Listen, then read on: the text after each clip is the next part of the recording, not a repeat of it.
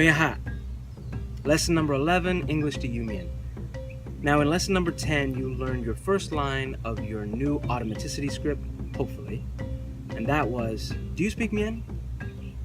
Me haic Mien wan ye phai, or me haic Mien wan ye sa, or me haic Mien wan ye ha. Now the reasoning behind asking this plainly obvious question to someone who you know already speaks Mien is that it's a good icebreaker. It often puts your interlocutor at ease to a certain degree because it's just slightly funny. The response will usually be something like,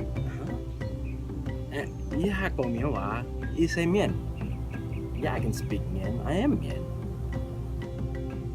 Now, after you get that response or a similar positive response, your next line, lesson number 11's line, could be something like the following.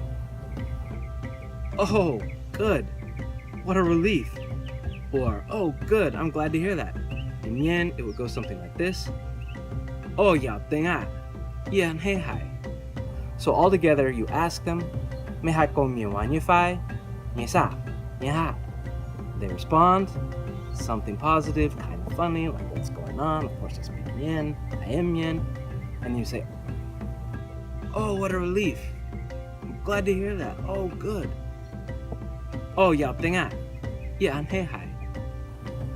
Do this, it works, it's good.